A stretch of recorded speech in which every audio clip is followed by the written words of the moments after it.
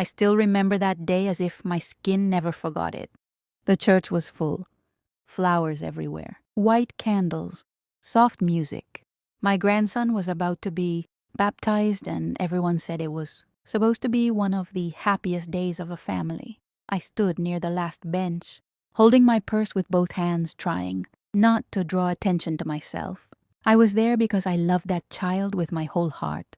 I was there because no matter what had happened between my daughter and me, I was still his grandmother. I had ironed my dress carefully that morning and prayed silently before leaving the house, asking God only for peace. I was not asking for affection or forgiveness, just peace. My daughter barely looked at me when I arrived. Her eyes were cold, not nervous, not emotional, cold.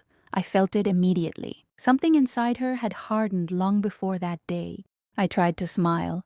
I tried to say hello. She ignored me. People around noticed. I could feel the whispers forming, but I kept my head down. I told myself to endure it for my grandson. He was the reason I was there. When the priest called the family forward, I stood up slowly. That was when she turned toward me. Her face twisted in anger. She walked straight to me, and before I could say a single word, she leaned close and spat directly in my face. It happened so fast that my body froze. I felt the warmth slide down my cheek. I heard gasps. I heard silence. And then I heard her voice loud and sharp, cutting through the church. You do not belong here anymore. Stay away from my son. The humiliation burned more than the spit. My hands shook, but I did not raise them. I did not scream. I did not cry. I wiped my face quietly and looked at her. In that moment, I realized she was no longer my little girl. She was someone else. Someone who had chosen cruelty over love. I wanted to ask why. I wanted to remind her of everything I had done for her. But I said nothing. I turned around and walked out of the church alone while everyone watched. I sat in my car for a long time before turning the key. I did not cry right away. I just stared at the steering wheel, trying to understand how a mother raises a child only to be treated like an enemy. I whispered my grandson's name and asked God to protect him. Then I drove home and closed the door behind me, knowing something had broken forever that day. Years passed without a single word between us. No calls, no messages, no birthdays, no holidays. I watched my grandson grow through distant photos, shared by relatives who still spoke to me. I never responded. I never interfered. I told myself love sometimes means silence. I prayed for them every night. I asked God to soften her heart. I asked God to keep the child safe. And I waited. I learned later why she did what she did. Not that it excused it, but it explained the poison she carried. Her husband had promised her everything: money, comfort, a beautiful life. He told her she would never struggle if she listened to him. But there was one condition. She had to cut me off completely. He said I was a bad influence. He said I would interfere. He said if she truly loved her son, she would obey him. And she chose him over me. I stayed silent because fighting would only push her further away. I carried the pain alone. I grew older quietly, and I accepted that my place in their lives had ended, or so I thought. One cold evening, years later, I heard a knock on my door. It was late. I was not expecting anyone. When I opened it, my heart stopped. My daughter stood there with my grandson beside her, holding a small bag. Her eyes were swollen, her face pale. The man who once promised her the world was gone. He had left without warning. No money, no apology, no goodbye. He abandoned them both. She fell to her knees, crying, and begged me for help. Mom, please, I have nowhere to go. I did not hesitate, not even for a second. I opened the door wider and pulled them inside. No matter what she had done, she was still my child, and that little boy was still my grandson. I fed them. I gave them a bed. I protected them as if nothing had ever happened. Days turned into weeks, weeks into months. I helped raise my grandson again. I cooked, I cleaned, I walked him to school. My daughter avoided my eyes at first, then slowly began speaking again. She carried shame but also relief. One night I told her something important. I will never throw you out, But one day your son will know the truth. He deserves it." Years later, that day came. My grandson was older. He asked questions. One afternoon, I sat him down and told him everything. I told him what his mother did at his baptism. I told him how she humiliated me. I told him how I left quietly and never fought back. His face changed. He cried.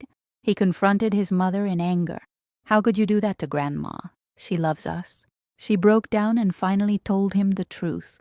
She admitted she did it because of him, because she believed she was sacrificing me to give him a better life. She admitted she followed her husband blindly, believing his promises. And she admitted she was wrong. My grandson hugged me and apologized for something he never did. I held him tight and told him love sometimes survives even the worst mistakes. That night, my daughter cried in my arms and asked for forgiveness. I gave it to her, not because it was easy, but because healing is stronger than pride. Today we raise my grandson together, as a family, stronger than before. Not perfect, but honest. And every time I look at that boy, I know enduring that humiliation was worth it. Because a mother is a mother, even when her heart is broken. Living together again was not easy at first. The house carried memories of silence and wounds that had never healed. My daughter moved carefully as if afraid to disturb the fragile peace that existed between us. She avoided certain rooms. She avoided certain words. And most of all, she avoided my eyes when my grandson was not around. I understood her silence. Shame is heavier than anger. It presses down on the chest and makes even breathing feel like a reminder of failure. My grandson adapted quickly. Children have a gift that adults lose over time. He laughed easily. He trusted easily. He loved without hesitation. He called my house home within days. Watching him run through the hallway filled me with a quiet joy that I had missed for years. Every smile of his stitched a small part of my heart back together. And yet, behind every happy moment, there was a truth waiting to surface. My daughter tried to rebuild her life piece by piece. She found work. She helped around the house. She cooked meals and cleaned without being asked. Sometimes late at night, I heard her crying softly in her room. I never went in. Some battles must be faced alone. But I prayed for her every night just like I always had. I asked God to give her strength and wisdom this time, not illusions. One evening she finally spoke. "Mom," she said quietly, "I need to tell you something." I sat at the table and listened. She confessed things she had never said out loud. How her husband slowly isolated her. How he convinced her that I was a threat. How he said I would poison her son against him. He told her that if she truly wanted a perfect life, she had to cut me out completely. And she believed him. She told me that on the day of the baptism, she was terrified.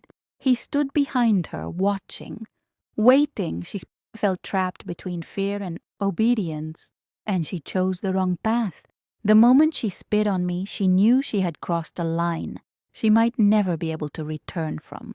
But she did it anyway because she believed it would secure her child's future. I listened without interrupting. I did not justify her actions, but I understood how manipulation works. It enters quietly. It dresses itself as protection. It whispers that cruelty is sacrifice. When she finished, she looked at me trembling and said, "I do not expect forgiveness. I only want you to know I never stopped loving you." I took her hands and said something she did not expect. Love without truth is dangerous, but truth with love can still heal. She cried harder than I had ever seen. That was the night something shifted between us. But I also knew my grandson would one day ask questions. Children sense tension even when adults hide it well. And I promised myself that when that day came, I would not lie. I would not soften the truth. I would tell it with honesty and compassion. That day arrived sooner than expected. My grandson came home from school one afternoon quieter than usual. He sat at the table and stared at his hands. I knew that look. It was the look of a child carrying questions too heavy for his age. "Grandma," he said softly, "why did Mommy not talk to you for so many years?" The room felt still. My daughter froze by the sink. I took a deep breath. This was the moment I had prepared for. I told him the truth gently. I told him that once his mother and I loved each other very much. I told him that fear entered her life and changed her choices. I told him about the baptism day. I did not describe the act in detail, but I told him she humiliated me and pushed me away. His eyes filled with tears. He stood up shaking and turned to his mother. "Is that true?" She broke. She fell to her knees just like she had years before at my door. She admitted everything. She told him she believed she was protecting him. She told him she was wrong. She told him she lost herself trying to please a man who never truly loved them. My grandson cried harder than I had ever seen. He said he could not believe she hurt me. He said I was the kindest person he knew. That night was painful. Voices were raised. Tears were shed. But something important happened. The truth finally stood in the open. No more secrets. No more lies. Later, my daughter came to me shaking. "Mom, I thought I was sacrificing you for him. I never imagined he would abandon us. I never imagined I would lose everything." I placed my hand on her shoulder and said quietly, "I know. Manipulation always promises paradise and delivers loneliness." She asked for forgiveness again. This time it was different. It was not desperation. It was understanding. And I forgave her again. Not because I forgot, but because forgiveness does not erase memory. It transforms it. From that day forward, we changed. We talked openly. We healed slowly. We learned together, and my grandson learned what real love looks like. Love that stays. Love that protects. Love that survives humiliation. Watching them now, I know one thing for certain. Pain does not have the final word. Love does. After the truth came out, our home entered a strange silence. It was not the silence of distance like before. It was the silence of rebuilding. My grandson avoided his mother for days. He stayed close to me, following me from room to room, as if afraid I might disappear again. Every night he asked me to tell him stories about when his mother was a little girl. I told him about her laughter, her stubbornness, her dreams. I wanted him to remember that people are more than their worst mistakes. My daughter carried the weight of his disappointment like a shadow. She cooked. She cleaned. She tried to smile. But guilt followed her everywhere. One evening, she sat beside me on the couch and whispered. "I broke him." I nodded gently. "You hurt him. But broken things can be repaired when love is honest." She cried quietly, resting her head on my shoulder like she did when she was a child. Days passed. Slowly, my grandson began speaking to her again. At first, only short answers, then questions, then memories. Healing does not arrive all at once. It comes in small, fragile steps. One afternoon, he asked his mother why she believed her husband more than me. She answered without excuses, "Because I was afraid, and because I confused obedience with love." He listened silently, then looked at me. "Grandma, why did you never stop loving her?" I took his hands and answered, "Because love does not disappear when someone hurts you. It waits, it protects, it hopes." That night, my daughter and I talked until sunrise. She told me everything about the years I missed. How the man who promised her everything slowly took control. How he decided what she wore, where she went, who she spoke to. How he turned every doubt into proof that I was dangerous. And how she believed him because she wanted to believe in a perfect future for her child. I listened without judgment. Pain loses power when it is spoken out loud. She asked me again, "How did you survive after the baptism day?" I closed my eyes, remembering the humiliation. I survived because I knew my silence would one day teach a lesson louder than any fight. And because I trusted life to reveal the truth in its own time. She looked at me with tears. "I never imagined he would abandon us." I nodded. Manipulators never stay once obedience ends. The moment she questioned him, he left. Love that demands sacrifice of others is not love. It is control. My grandson overheard part of that conversation. He stood in the doorway listening. He said quietly, "Grandma, you saved us even when we did not deserve it." My heart tightened. I hugged him and whispered, "You never need to deserve love. You are enough." From that day on, our home changed. Laughter slowly returned.